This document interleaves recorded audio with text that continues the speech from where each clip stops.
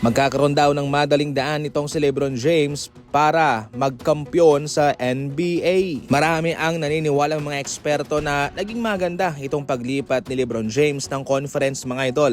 Galing sa Western Conference, ngayon siya'y nasa Eastern Conference na. Pero eto mga idol ang kanyang kakalabanin sa kanyang conference. Oo, ang Western ay kilala bilang napaka-stack na grupo. Mayroong mga malalakas na mga team, yung Denver Nuggets, Los Angeles Lakers, Golden State Warriors, OKC Thunder, San Antonio Spurs, at marami pang iba. Pero eto po mga idol ang kakalabanin ni LeBron James sa kanyang grupo. Ang Knicks, yung defending champion. Boston Celtics, mayroong Paul George at Jason Tatum. Yung Miami Heat naman, Giannis at Bam Adebayo. Ang Pistons, meron silang Duren at Cade Cunningham. Ang Indiana Pacers, Pascal Siakam, Tyrese Haliburton. Cavaliers, Donovan Mitchell, James Harden. Ang Atlanta Hawks, CJ McCollum, Jalen Johnson. Orlando Magic, si Wagner at si Banchero.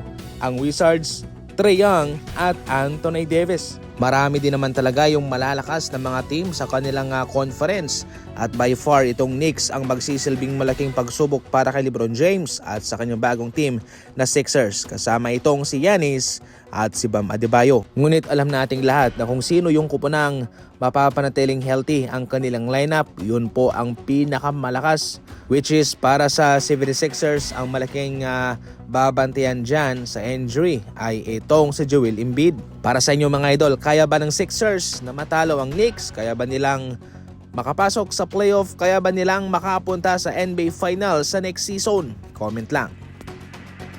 Dahil nabigo ang Miami Heat sa pagkuha kay LeBron James, sa ngayon ay sa free agency na lamang sila maghahanap ng karagdagang manlalaro para sa kanilang kupunan. Isa na itong si Russell Westbrook sa mga binabantayan. Pero alam nyo ba na mayroong babalang?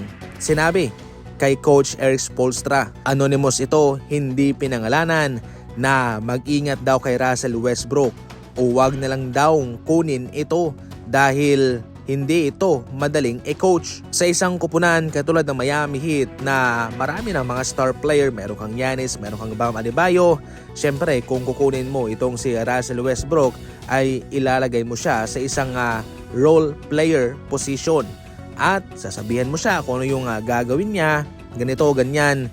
Syempre kung palaging nasa kanya ang bola ay hindi po maganda yan. Kaya binalaan si Coach Eric Spoelstra na kung kukunin niya si Russell Westbrook, parang magkakaroon sila ng problema.